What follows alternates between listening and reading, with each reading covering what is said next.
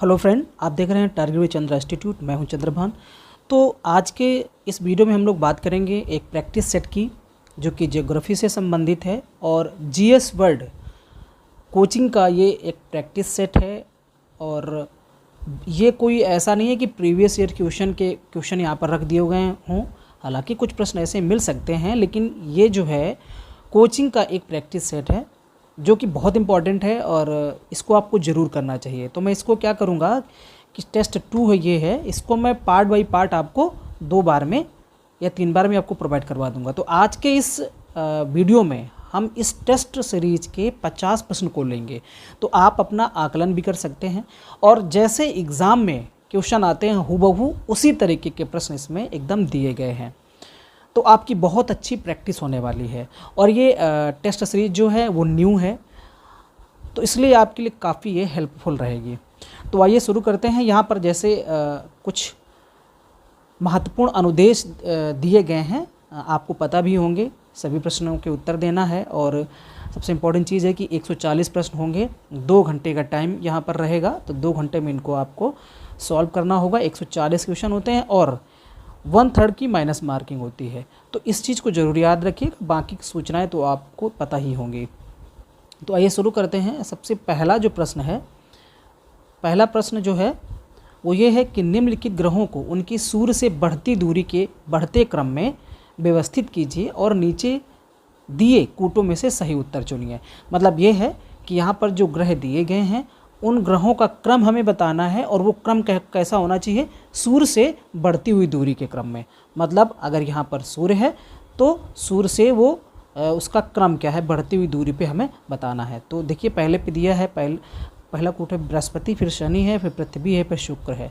तो आपको ज्ञात होगा, आपने अगर सौर मंडल को पढ़ा होगा तो सबसे पहले क्या आता है, सूर्य के पास में सबसे पहला जो ग्रह है वो आता है बुध। ठीक है, तो सबसे पहले बुध आता है। बुध ऑप्शन में दिया नहीं है। बुध के बाद क्या आता है, शुक्र आता है। ठीक है, शुक्र। तो आप पहले ही ऑप्शन से आप देख लीजिए कि ये 2 बी और सी, इन्हीं में से कोई 2 में से होगा।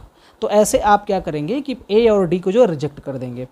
अब बुध शुक्र पृथ्वी, तो तीसरे नंबर पे क्या आता है, पृथ्वी ग्रह आता है। तो अब ये दोनों विकल्प में 3 दिया गया है, बी और सी में। ठीक है, तो इससे भी कंफर्म नहीं हुआ। बुध शुक्र पृथ्वी मंगल, तो पृथ्वी के बाद मंगल आता है जो कि विकल्प में है नहीं। तो मंगल के बाद क्या आता है, फिर बृहस्पति आता है। तो बृहस्पति ऑप्शन में दिया गया है। किस ऑप्शन में दिया गया है, तीसरे वाले ऑप्शन पे दिया गया है। तो इसका जो कूट बनेगा वो कूट क्या बनेगा, इसका कूट बनेगा 43/12। तो इसका विकल्प जो है वो सी सही हो जाएगा। राइट, अब आगे देखते हैं। अगला क्वेश्चन है, जब दिन और रात की अवधि बराबर होती है तब सूर्य की किरणें सीधी पड़ती हैं। मतलब कहाँ पर सीधी पड़ती हैं ये बताना है।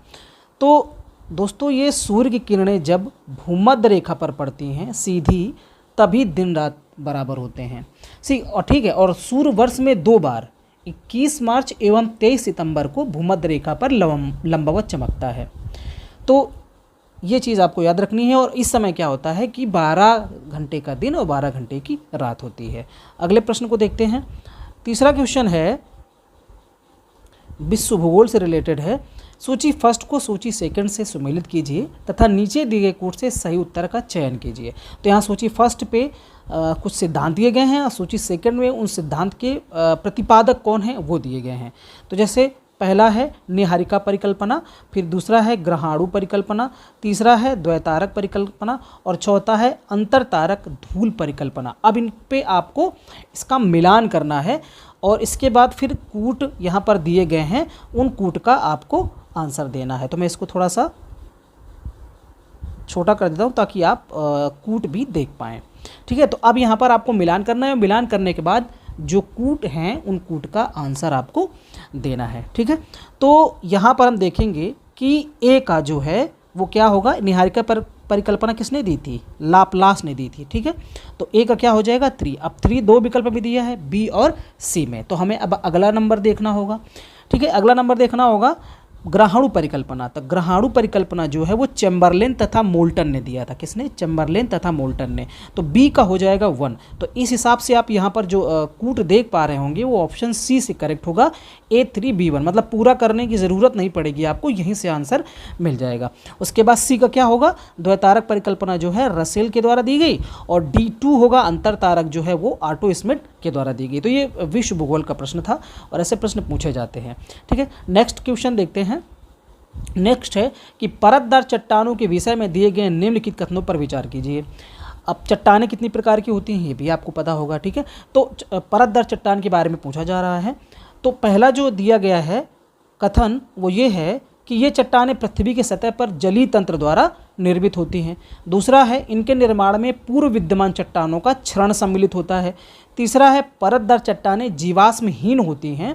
और चौथा है इन चट्टानों में परतें पाई जाती हैं। अब यहाँ पर जो है कूट दिए गए हैं, इन कूट को देखते हुए आपको आंसर देना है।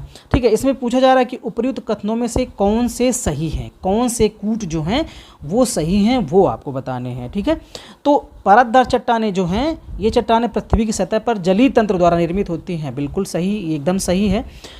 उसके बाद फिर कह रहा है दूसरा कि इनके निर्माण में पूर्व विद्यमान चट्टानों का क्षरण सम्मिलित होता है, तो ये भी सही है। पर अब तीसरा जो है, तीसरा ये दिया गया है कि परतदार चट्टानें जीवाश्महीन होती हैं। तो ये कैसे हो सकता है? ये चट्टानें जब जलीय तंत्र द्वारा निर्मित होती हैं तो जीवाश्महीन नहीं हो सकती हैं। ठीक है, तो ये वाला जो है गलत है। और चौथा नंबर जो है वो है इन चट्टानों में परतें पाई जाती हैं, तो ये सही है। तो ऐसे में हमारा कूट बनेगा 1 2 4। ये विकल्प बी पे दिया गया है, तो इस तरीके से ये सही हो जाएगा। अगला क्वेश्चन देखते हैं। अगला है कि निम्नलिखित में से कौन समूह से संबंधित नहीं है? मतलब 4 ये विकल्प दिए गए हैं, उसमें से 3 जो हैं सेम होंगे एक जैसे, और एक जो होगा वो अलग होगा। ठीक है, तो यहाँ पर जैसे ए नंबर पे नीस दिया है, बी पे बालुका दिया है, सी पे चूना पत्थर दिया है और डी पे शैल दिया है। अब आपको बताना है कि इसमें से कौन भिन्न है। 3 तो सेम होंगे लेकिन एक भिन्न होगा, वो बताना है। ठीक है, तो यहाँ पर ऑप्शन नंबर ए जो है नीस, ये भिन्न है। ये इसलिए भिन्न है क्योंकि बालुका पत्थर, चूना पत्थर एवं शैल ये अवसादी हैं। जो बालुका पत्थर है, चूना पत्थर है, ये शैल, ये तीनों क्या हैं? अवसादी चट्टानों से निर्मित है। जबकि नीस एक क्या है?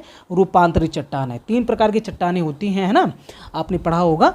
तो उसमें से ये जो 3 हैं, ये जो 3 हैं ये तीनों आपका अवसादी चट्टानों से संबंधित हैं। जबकि अगर हम नीस की बात करें तो नीस जो है वो एक रूपांतरित चट्टान है। तो ये ऐसे में ऑप्शन हमारा सही हो जाता है ए, ये संबंधित नहीं है समूह से।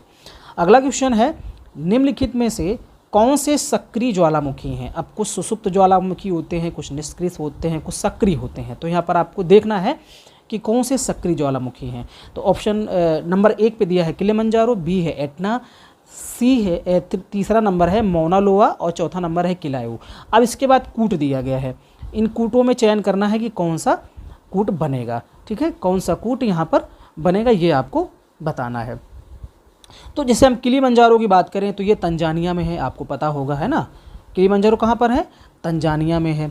और ये निष्क्रिय ज्वालामुखी है। किलिमंजारो कैसा है? निष्क्रिय ज्वालामुखी है। जबकि एटना की बात करें तो ये कहाँ पर है? सिसिली द्वीप इटली में है, आपको पता होगा। किलायू जो है और मौना लोआ ये दोनों कहाँ पर हैं? हवाई द्वीप। और हवाई द्वीप किसके अंडर पे है? अमेरिका के। तो यहाँ पर मौना लोआ और ये दोनों जो है अमेरिका के अंडर पे हैं। ये जो है ये इटली पे है, किलिमंजारो जो है वो तंजानिया पे है। तो यहाँ पर जो किलिमंजारो है वो तो निष्क्रिय है। अब यहाँ पर बचे 3, 2, 3 और 4। तो 2, 3, 4 में से इसमें आपसे पूछा जा रहा है कि सक्रिय ज्वालामुखी कौन सा है ना। सक्रिय ज्वालामुखी कौन सा है? तो यहाँ आपका बनेगा 2, 3, 4, क्योंकि आपने देख लिया ना कि किलिमंजारो कैसा है? निष्क्रिय। यही 3 बचे, 2, 3, 4। अब ये 2, 3, 4 ऑप्शन किस पे दिया है? ये डी नंबर पे है, ये ऑप्शन डी सही हो जाएगा। इसके बाद है रिएक्टर पैमाने का उपयोग होता है मापने के लिए। मतलब रिएक्टर पैमाने का उपयोग किसको मापने के लिए किया जाता है? तो रिएक्टर पैमाने का मापन जो है वो भूकंप का प्रभाव मापने के लिए किया जाता है, कि भूकंप का मूल जानने के लिए किया जाता है, कि भूकंप की तीव्रता, की डी भूकंप की दिशा जानने के लिए किया जाता है। तो दोस्तों भूकंप की तीव्रता मापन के लिए दो पैमाने हैं, एक होता है रिएक्टर पैमाना और दूसरा होता है मर्केली पैमाना, आपने पढ़ा भी होगा। अगर हम रिएक्टर पैमाने की बात करें तो 1935 ईस्वी में, कब रिएक्टर पैमाने की खोज जो है 1935 ईस्वी में चार्ल्स एफ रिएक्टर ने की थी। ठीक है, तो यहाँ पर भूकंप की तीव्रता मापने का पैमाना है, लेकिन मर्केली भी जो है वो तीव्रता मापता है। तो ऑप्शन नंबर सी इसका करेक्ट आंसर हो जाएगा। अगले प्रश्न की तरफ बढ़, हम लोग 8वें क्वेश्चन पे आ गए। 8वां है, निम्नलिखित में से कौन महाद्वीपों के क्षेत्रफल का सही अवरोही क्रम प्रस्तुत करता है, मतलब हमें घटते क्रम में बताना है। तो आपको पता होगा सबसे बड़ा पहले कौन सा है, एशिया है। एशिया विकल्प पे दिया नहीं है। एशिया के बाद क्या आता है, अफ्रीका। ठीक है, अफ्रीका इस पे आता है, तो अफ्रीका दो विकल्प पे दिया है, ए पे दिया है और सी पे दिया है। तो अब या तो ए सही होगा या तो सी सही होगा। अब हमें आगे बढ़ना होगा। अफ्रीका के बाद कौन सा आता है, उत्तरी अमेरिका, है ना। तो उत्तरी अमेरिका किस ऑप्शन में दिया है, ऑप्शन सी में, अर्थात ये ए तो होगा नहीं, ऑप्शन सी जो है वो करेक्ट हो जाएगा। अर्थात अफ्रीका के बाद छोटा है उत्तरी अमेरिका, फिर उससे छोटा है अंटार्कटिका, फिर उससे छोटा है यूरोप। ठीक है, तो ऑप्शन नंबर सी करेक्ट हो जाएगा। अगला देखते हैं कि निम्नलिखित महाद्वीपों में प्रति व्यक्ति भूमि सर्वाधिक है, मतलब ये जो महाद्वीप हैं, इन महाद्वीपों में 4 विकल्प पे दिए गए हैं। सबसे अधिक भूमि प्रति व्यक्ति भूमि कहाँ पर है, ठीक है, प्रति व्यक्ति भूमि कहाँ पर है, ऑस्ट्रेलिया में। ऑस्ट्रेलिया में इसलिए है, ऑस्ट्रेलिया का जो आपका पूर्वी उत्तरी पूर्वी हिस्सा है, कुछ दक्षिणी हिस्सा है, और वो भी दक्षिणी कौन सा, वो भी दक्षिणी आपका पूर्वी दक्षिणी, और कुछ पश्चिमी, बीच का जो एरिया है वो पूरी तरीके से जो है वो मरुस्थल है। तो वहाँ पर बहुत ही ना के बराबर लोग रहते हैं। ठीक है, तो जनसंख्या कम है, ये कह सकते हैं कि देंगे प्रति व्यक्ति भूमि सर्वाधिक कहाँ पर है, ऑस्ट्रेलिया में, ऑप्शन नंबर बी। इसके बाद हम देखते हैं कि क्वेश्चन नंबर 10वां है, निम्नलिखित में से किस एक महाद्वीप में उसके संपूर्ण क्षेत्रफल में मैदानी भाग का प्रतिशत सर्वाधिक है। अब यहाँ पर मैदानी भाग पूछा जा रहा है कि सबसे अधिक जो है मैदानी भाग कहाँ पर है, तो ऑप्शन सी है यूरोप। यूरोप में सबसे अधिक मैदानी भाग है। यूरोप और दक्षिणी अमेरिका दोनों विकल्प यहाँ पर हम देखेंगे कि यहाँ पर मैदानी जो है ज़्यादा है, लेकिन प्रतिशतता के तौर पर अब देखिए यहाँ पर सवाल पे दोनों आंसर हो सकते हैं, सी और डी, दोनों जगह मैदानी भाग ज़्यादा है, लेकिन पूछा क्या जा रहा है, प्रतिशत। तो प्रतिशत के आधार पर देखेंगे कि यूरोप ज़्यादा इस करेक्ट है। ठीक है, तो यूरोप यहाँ पर करेक्ट आंसर हो जाएगा। अगला क्वेश्चन देखते हैं, विश्व की सर्वाधिक लंबी पर्वत श्रेणी है, तो ये आपको पता ही होगा, एंडीज पर्वत श्रेणी जो है वो सबसे लंबी है। ठीक है, उत्तर से दक्षिण इसका विस्तार है, दक्षिणी अमेरिका में है। वैसे अगर हम बात करें कि सबसे ऊंचा कौन सा है, तो वो हिमालय है, लेकिन सबसे लंबाई की अगर बात करेंगे तो एंडीज आएगा। ठीक है, अगला क्वेश्चन देखते हैं, आल्प्स पर्वत श्रेणी जो है वो किस देश का हिस्सा नहीं है, ये आपको बताना है। ठीक है, उस पे आल्प्स पर्वत है, ऑस्ट्रिया पे है, लेकिन इंग्लैंड में नहीं है, क्योंकि यूके जो है वो एकदम अलग हो जाता है यूरोप के से। भले वो यूरोप में आता है, लेकिन बीच में जो है आपका सागर पड़ता है, उत्तरी सागर, और उसके बगल में ही जो है यूके है। यूके कई पार्ट में है, कुछ भाग आयरलैंड का है, वेल्स का है, ऐसे उसको हम यूके बोलते हैं। तो यहाँ पर जो है आल्प्स पर्वत नहीं है, तो option number C correct answer हो जाएगा। अगला है कि निम्नलिखित में से कौन सा सुमेलित नहीं है। ये कुछ मरुस्थल दिए गए हैं इस तरफ, और इस तरफ दिए गए हैं देश, कि कौन सा मरुस्थल किस देश में होगा, या तो इसमें विकल्प में बताना है कि कौन सुमेलित नहीं है। ठीक है, जैसे हम गोबी की बात करें तो गोबी मंगोलिया में है। ठीक है, अगर हम बात करेंगे कराकुम की, तो कराकुम कहाँ पर है, ये आपका तुर्कमेनिस्तान में है, तो ये भी सही है। अगर हम गिब्सन की बात करेंगे तो गिब्सन ऑस्ट्रेलिया में है, ये भी सही है। इसके बाद जब तकला मकान, एक ही विकल्प बचा, अगर आपको तकला मकान के बारे में नहीं पता है तो ऑप्शन आपको इसको टिक कर सकते हैं, क्योंकि आपने 3 को तो जान लिया कि 3 तो एकदम करेक्ट है, तो बचा चौथा, तो अपने आप वो सही हो जाएगा। अब तकला मकान उज्बेकिस्तान में नहीं है, तो कहाँ पर है ये आपको बताना है। तो तकला मकान जो है वो चीन के सजियांग प्रांत में है, याद रखिएगा, चीन के सजियांग प्रांत में ये मरुस्थल है। अगला देखते हैं, निम्नलिखित में से कौन सा जोड़ा सही है। यहाँ देश दिया है और यहाँ घास के मैदान दिया है। केन्या कैंपोस दिया है, अर्जेंटीना पंपास दिया है, वेनेजुएला सवाना, संयुक्त राज्य अमेरिका स्टेपीज। तो यहाँ पर जो है आपने पढ़ा भी होगा, ये बहुत बार पढ़ा होगा कि पंपास के मैदान जो हैं वो कहाँ पर पाए जाते हैं, अर्जेंटीना में पाए जाते हैं। अगर हम बात करें यहाँ पर कंपास की, अब सबको जान लेते हैं थोड़ा सा। कंपास की बात करें तो ये ब्राज़ील की जो उच्च भूमि है वहाँ पर, और पंपास के बारे में जान लिया कि अर्जेंटीना एवं उरुग्वे। अगर हम सवाना की बात करें तो सवाना वेनेजुएला में नहीं है बल्कि केन्या एवं तंजानिया में है, अर्थात पूर्वी अफ्रीका। अगर हम स्टेपीज़ की बात करेंगे तो ये स्टेपीज़ संयुक्त राज्य अमेरिका में ना होकर के कहाँ पर है, यूरेशिया। यूरेशिया का मतलब यूरोप का कुछ हिस्सा, और एशिया के हिस्से में जो है स्टेपीज़ घास के मैदान पाए जाते हैं। ठीक है, तो ये याद रखिए, यहाँ पर सही जोड़ा क्या है, अर्जेंटीना पंपास। अगला क्वेश्चन देखते हैं 15वां, बहुत इंपॉर्टेंट है। हार्न ऑफ अफ्रीका के अंग हैं। तो जब आप अफ्रीका महाद्वीप पढ़ेंगे तो अफ्रीका महाद्वीप में आपने देखा होगा कि यहाँ ये वाला जो कोना है इस तरफ सागर है, ठीक है, और ये वाला जो कोना है यहाँ पर जो देश आते हैं उन्हें हॉर्न ऑफ अफ्रीका कहा जाता है। तो इसमें जो है 15वां का सी, सोमालिया, इथोपिया तथा जिबूती, ये जो है ये हॉर्न ऑफ अफ्रीका में आते हैं। एक देश और आता है जिसे हम इरिट्रिया कहते हैं, इस पे ऑप्शन पे नहीं दिया गया है, इरिट्रिया, वो भी हॉर्न ऑफ अफ्रीका में आता है। अगला क्वेश्चन देखते हैं, निम्नलिखित में से कौन सा एक युग्म सुमेलित नहीं है। तो यहाँ पर जो है देश और उनकी राजधानियाँ दी गई हैं, तो आपको बताना है कौन सा सुमेलित नहीं है। जैसे घाना की राजधानी क्या है, आक्रा, आपने पढ़ा होगा, करेक्ट आंसर है। नामीबिया की राजधानी जो है विंडहॉक है। ठीक है, अगर हम बात करें युगांडा की, तो युगांडा की राजधानी क्या है, कंपाला। युगांडा की राजधानी क्या है, कंपाला। ठीक है, तो इसका मतलब यही जो है सुमेलित नहीं है। यहाँ पर अबुजा दिया गया है, तो आंसर यहीं पर क्या हो जाएगा, आपको डी पे जाने की जरूरत नहीं पड़ेगी। युगांडा जो है अबुजा नहीं है बल्कि कंपाला है। और जाम्बिया की राजधानी क्या है, लुसाका। अगला क्वेश्चन देखते हैं, निम्नलिखित में से किस अफ्रीकी देश की सीमा भूमध्य सागर से नहीं मिलती है। ठीक है, तो आपने पढ़ा होगा ये जो जैसे ही हम अफ्रीका पढ़ते हैं तो अफ्रीका के जस्ट ऊपर जो है यहाँ पर भूमध्य सागर है। ठीक है, यहाँ पर क्या है, मेरिडियन सी है, मेरिडियन सी यहाँ पर है भूमध्य सागर अफ्रीका के उत्तर में। अब यहाँ पूछा जा रहा है कि भूमध्य सागर से नहीं मिलती है, तो यहाँ पर आपने देखा होगा मिस्र जो है भूमध्य सागर से एकदम मिलता है। तो अल्जीरिया की बात करेंगे, ये भी ये इस पूरे पार्ट में ऊपर वाले पार्ट में है, अल्जीरिया भी है। ठीक है, हम ट्यूनीसिया की बात करें तो ट्यूनीसिया भी है। आपने एक चीज़ और पढ़ी होगी कि अफ्रीका का कोई एक स्थलबद्ध देश बताइए, तो अफ्रीका का स्थलबद्ध देश जो है नाइजर है, अर्थात जब स्थलबद्ध है तो वो किसी सागर से भी टच नहीं करता है। ठीक है, तो ऑप्शन नंबर सी इसका करेक्ट हो जाएगा। अगला देखते हैं, ग्रेट साल्ट झील कहाँ स्थित है।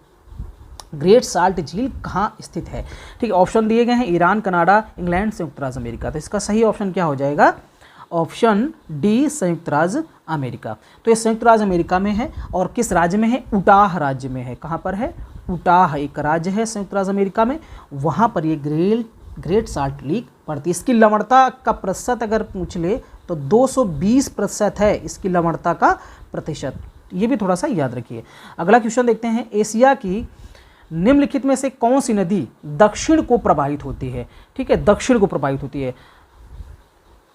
तो यहाँ पर आपको बताना है कि एशिया में वो दक्षिण की दिशा में कौन सी नदी प्रवाहित होती है। ठीक है, तो जैसे अगर हम बात करें आमूर की, ठीक है, आमूर की, लीना की बात करें और ओब नदियों की बात करें, तो ये नदियाँ जो हैं ये अपने उद्गम क्षेत्र से उत्तर की ओर प्रवाहित होती हैं ऐसे।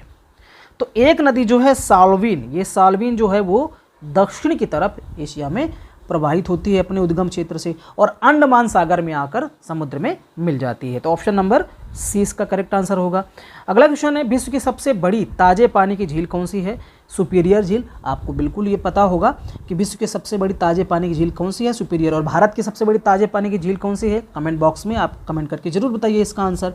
ठीक है, अमेरिका और कनाडा की सीमा पर और भी कुछ झीलें हैं, जैसे कि सुपीरियर तो आप जान ही लिए, एक झील और है जिसे हम क्या कहते हैं, मिशिगन। कौन सा गन, मिशिगन झील, ये भी कहाँ पर है, ये कनाडा और संयुक्त राज्य अमेरिका की बॉर्डर पे है। ह्यूरन झील भी है एक, ठीक है, कौन सी झील, ह्यूरन। तो मिशिगन हो गई, ह्यूरन हो गई, सुपीरियर हो गई, और एक झील और है दोस्तों जिसे हम बोलते हैं इरी झील।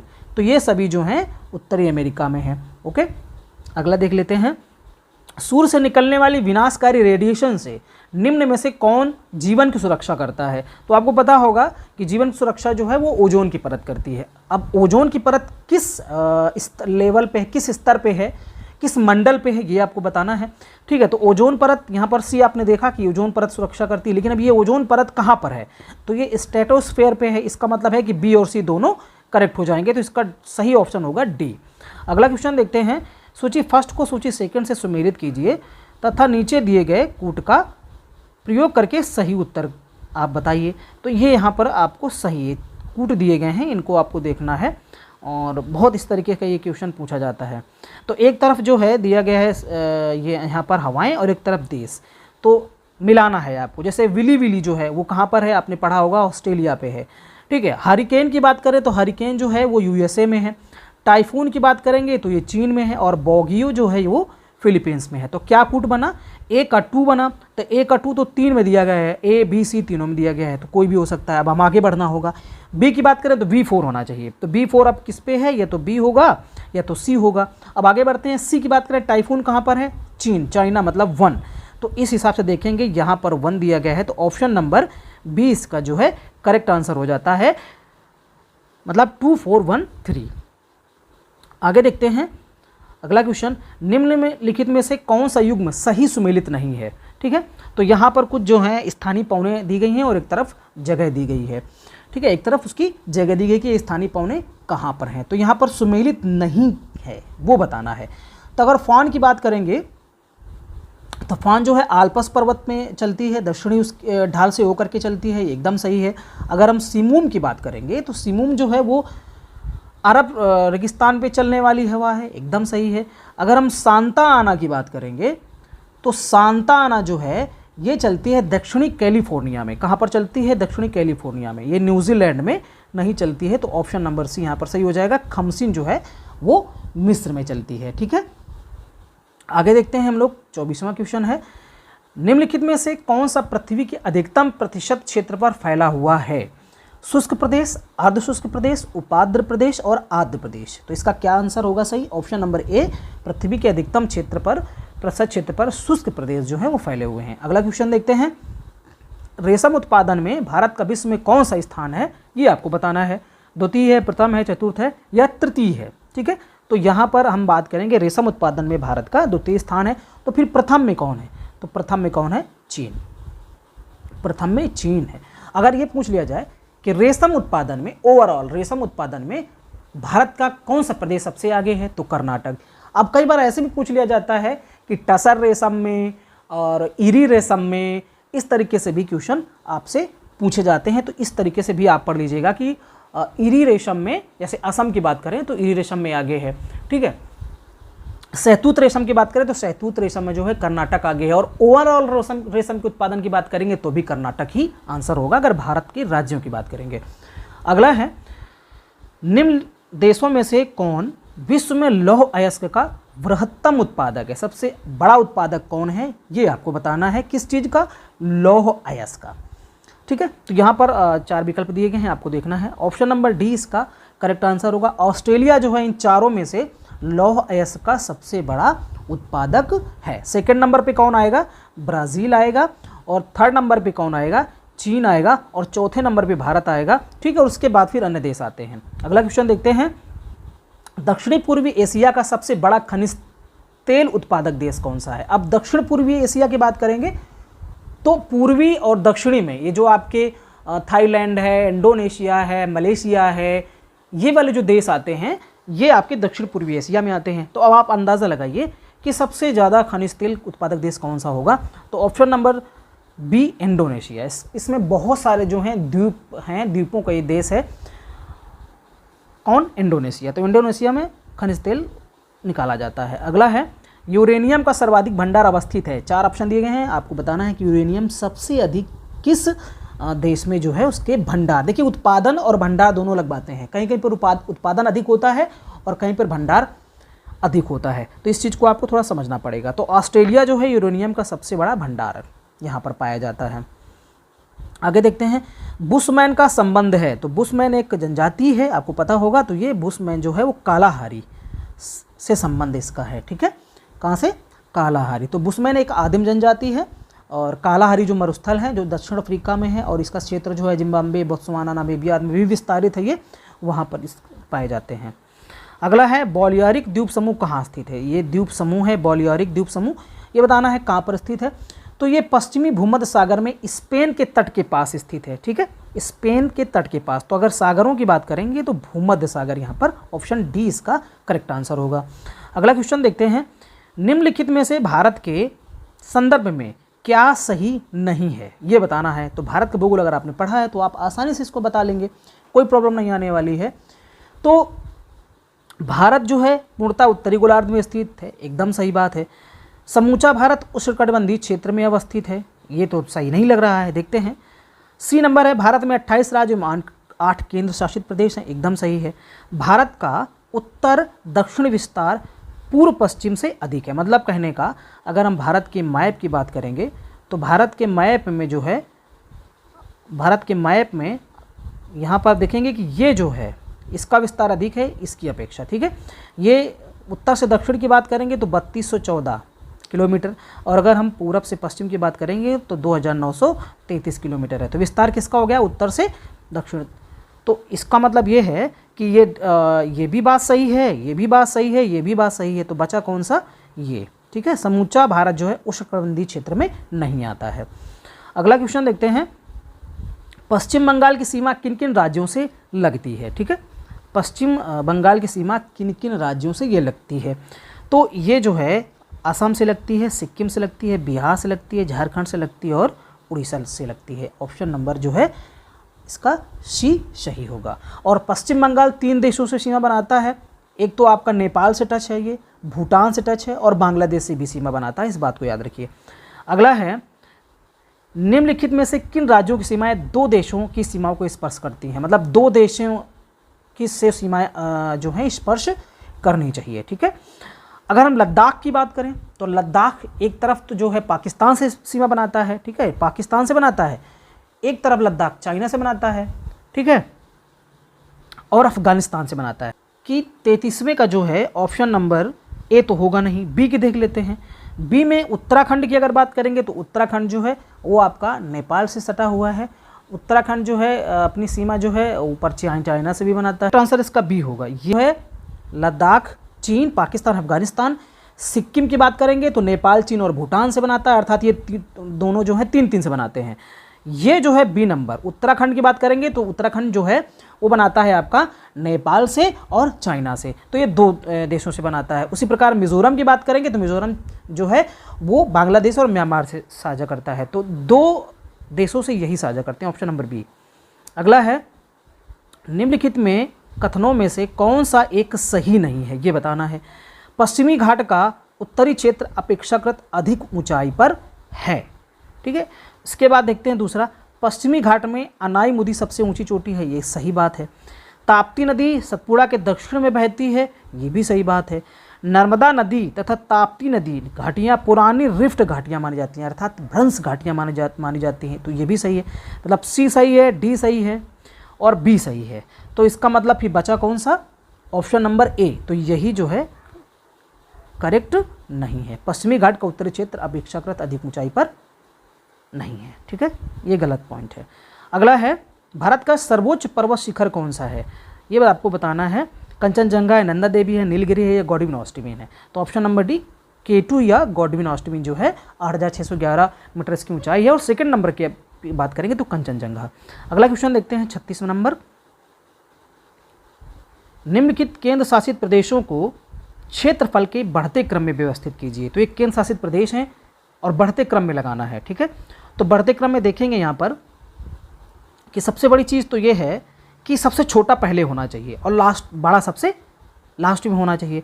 तो ऐसे में देखेंगे तो चंडीगढ़ से दिल्ली बड़ा है, तो ये नहीं होगा, ठीक है। चंडीगढ़ यहाँ पर है, सही है, दिल्ली है, लेकिन लद्दाख जो है वो यहाँ सबसे बड़ा है अंडमान से भी, तो ये नहीं सही होगा। लद्दाख पहले ही दिया है, ये सबसे बड़ा है, तो ये पहले नहीं होगा। ऑप्शन नंबर डी सही होगा, चंडीगढ़ के बाद दिल्ली, फिर अंडमान निकोबार द्वीप समूह, फिर लद्दाख, ठीक है। तो ये बढ़ता क्रम हो गया क्षेत्रफल के हिसाब से। निम्नलिखित कथनों में से कौन सा कथन सही नहीं है। भारत के संविधान में अनुसूचित जनजाति की कोई परिभाषा नहीं है, ये कहा जा रहा है यहाँ पर, ठीक है। फिर कह रहा है कि कुल जनजाति का आधे से अधिक भाग उत्तर पूर्वी भारत में है। तीसरा कहा जा रहा है कि जारवा जनजाति अंडमान निकोबार द्वीप समूह की प्रमुख जनजाति है और टोडा कहलाने वाले लोग नीलगिरी क्षेत्र में पाए जाते हैं। तो यहाँ पर यह आपने पढ़ा होगा कि टोडा जो है वो नीलगिरी क्षेत्र में है, एकदम सही है। जारवा जनजाति अंडमान एवं निकोबार द्वीप समूह की प्रमुख जनजाति है, ये भी एकदम सही है। ठीक है, भारत के संविधान में अनुसूचित जनजाति की कोई परिभाषा नहीं है, ये भी सही है। ऐसी कोई परिभाषा नहीं दी गई है, हालांकि व्यवस्था प्रावधान किया गया है लेकिन परिभाषा नहीं है।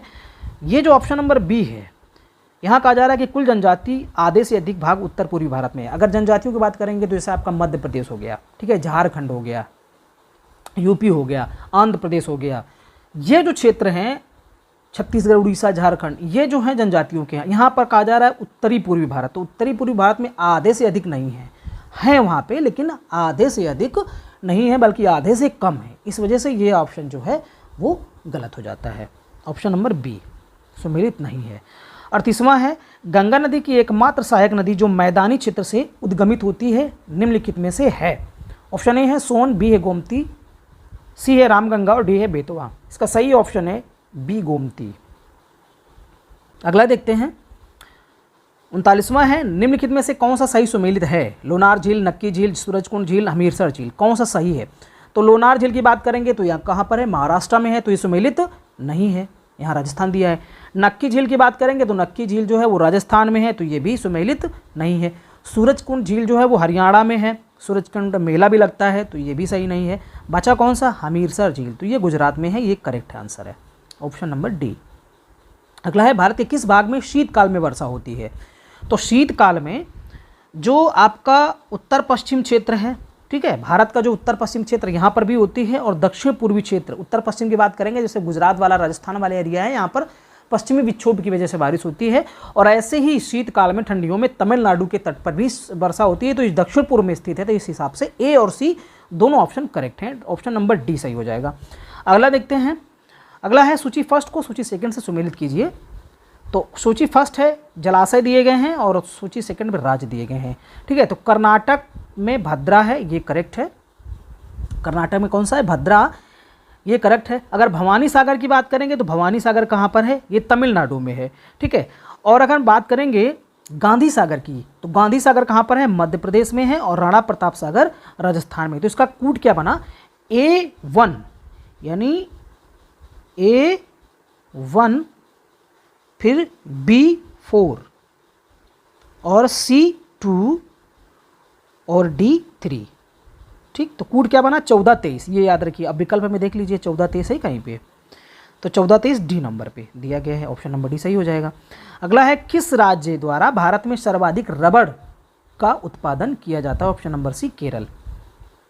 इसके बाद है, भारत में मसालों का सर्वाधिक उत्पादन करने वाला कौन है, मध्य प्रदेश है, न कि केरल, ठीक है। काली मिर्च पूछ रहे तो भले केरल बता सकते हैं। अगला है, निम्नलिखित में से कौन सा सुमेलित है। लाल क्रांति प्याज से है, नहीं है। गुलाबी क्रांति टमाटर से है, नहीं है। काली क्रांति काली मिर्च से है, नहीं है। तो ये सुमेलित नहीं है, बल्कि ऑप्शन नंबर ए सुमेलित है। सुनहरी क्रांति जो है वो उद्यान कृषि से रिलेटेड है, ठीक है। किससे, उद्यान कृषि से। लाल क्रांति की बात करेंगे तो लाल क्रांति जो है वो मांस और टमाटर उत्पादन से, यहाँ ऐसे होना चाहिए था, ठीक है। गुलाबी क्रांति की बात करें तो प्याज उत्पादन और झींगा उत्पादन संबंधित है। काली क्रांति की बात करेंगे, ये जो काली क्रांति है, ये काली क्रांति पेट्रोलियम से संबंधित है, ठीक है। अगला देखते हैं, भारत में 2 अग्रणी कोयला उत्पादक राज्य कौन से हैं, ये बताना है आपको, ठीक है। तो अग्रणी बताना है, छत्तीसगढ़ तथा उड़ीसा, मध्य प्रदेश तथा उड़ीसा। मध्य प्रदेश तो है नहीं, ठीक है, इसके साथ मध्य प्रदेश दिया है तो ये तो हो ही नहीं सकता है। इसके बाद फिर है मध्य प्रदेश तथा मध्य प्रदेश, जहाँ जहाँ पर दिया है वहाँ कोयला है ही नहीं ना, तो फिर इसका ऑप्शन नंबर ए सही हो जाएगा, क्योंकि यहाँ तीनों पे आप देखेंगे मध्य प्रदेश दिया गया है। तो ये जो मेल हैं, युग्म हैं, वो सही नहीं है, बल्कि युग्म ए छत्तीसगढ़ तथा उड़ीसा, यहाँ पर बहुत कोयला उत्पादन होता है। अगला क्वेश्चन है 46वां नंबर, कि निम्नलिखित राज्यों को उनके समुद्री सीमा के घटते हुए क्रम में व्यवस्थित कीजिए। तो समुद्री सीमा, जैसे आपको पता होगा कि तटीय राज्य कितने हैं, कुल मिलाकर के 9, तो उसमें से सबसे बड़ी तट रेखा किसकी है, गुजरात की। गुजरात यहाँ पर ऑप्शन पे दिया नहीं है, तो गुजरात के बाद सेकंड नंबर पे कौन आएगा, ये आपको देखना होगा, ठीक है। तो सेकंड नंबर पे आता है आंध्र प्रदेश, याद रखिएगा। सेकंड नंबर पे कौन आएगा, आंध्रा। और आंध्रा जो है विकल्प ए पे पहले नंबर पे दिया है, क्योंकि घटते क्रम में लगाना है, और आंध्रा विकल्प डी पे दिया है, तो या तो ए सही होगा या तो डी सही होगा। तो दूसरा नंबर देखते हैं, तो दूसरे नंबर पे कौन सा होगा, तो दूसरे नंबर पे तमिलनाडु होगा। तो तमिलनाडु जो है किस पे दिया है, ऑप्शन नंबर ए पे दिया है यहाँ पर, जबकि डी पे उड़ीसा दिया गया है। तो इस हिसाब से देखा जाएगा तो option number A correct answer हो जाएगा। 47वां है, गोंडवाना क्षेत्र में किस प्रकार के कोयले का भंडार है, पीट, बिटुमिनस, एंथ्रासाइट या लिग्नाइट का ये बताना है। तो भारत में मुख्यतः कोयला दो क्षेत्रों में पाया जाता है, एक तो गोंडवाना क्षेत्र में और ठीक है, और दूसरा जो है तृतीय कल्प क्षेत्र जो है उसको बोलते हैं। और यहाँ पर भी सबसे अधिक जो कोयला है वो बिटुमिनस कोयला पाया जाता है। तो ऑप्शन नंबर जो है वो बी करेक्ट हो जाएगा। बिटुमिनस अधिकतम पाया जाता है, लेकिन एंथ्रेसाइट जो कोयला है वो उसका शुद्धतम रूप होता है, ये याद रखिए। और लिग्नाइट जो है वो नेवेली लिग्नाइट का नाम सुना होगा, ये तमिलनाडु में ये कोयला पाया जाता है। इसके बाद अगला है, भारत में सर्वाधिक टिन उत्पादन करने वाला राज्य कौन सा है, ठीक है। तो टिन उत्पादन में सर्वाधिक कौन है, छत्तीसगढ़ है, ना कि उड़ीसा, ऑप्शन नंबर बी। 49वां है, इसको सुमेलित करना है, कोयला क्षेत्र और राज्य क्षेत्र, मतलब कोयला क्षेत्र जो है ये किस राज्य में पाए जाते हैं, किस स्थल पे पाए जाते हैं, तो इसमें सुमेलित करना है, ठीक है। तो कैसे सुमेलित करेंगे, जैसे हम बात करें, इसको थोड़ा सा छोटा करें तो आपको कूट भी दिखेगा, है ना, तो आप सही से बता पाएंगे। ये देखिए इसको ऐसे, राइट। तो यहाँ पर देखेंगे कि सिंगरौली जो है, सिंगरौली कहाँ पर है, ये सोन घाटी, सोनभद्र सिंगरौली जो है। इसके बाद अगर हम बात करेंगे झरिया की, तो झरिया कहाँ पर है, झरिया जो है आपका वो झारखंड में है, झरिया झारखंड में, आपने पढ़ा भी होगा। इसके बाद सिंगरैनी कहाँ पर है, ये आपका गोदावरी वाला क्षेत्र जो लगता है, और कोरबा कहाँ पर है, वो छत्तीसगढ़ में है। तो ये कूट क्या बना जा करके, ए का बनेगा 4, यानी 4 3 1 2, 4 3 1 2, तो 4 3 1 2 सी नंबर पे दिया गया है। इसके बाद है अगला, लास्ट क्वेश्चन है, भारतीय भूभाग में पाई जाने वाली मिट्टी का सर्वाधिक भाग क्या है, कछारी, जिसे हम जलोढ़ मृदा भी कहते हैं। तो जलोढ़ भारत में सबसे अधिक क्षेत्र में पाई जाती है। इस तरीके से हमने 50 क्वेश्चन जो हैं वो कवर किए हैं। वीडियो पसंद आया हो तो आप इसको शेयर कर सकते हैं, लाइक कर सकते हैं। ऐसे वीडियो और पाने के लिए आप चैनल को सब्सक्राइब भी कर सकते हैं। Thank you.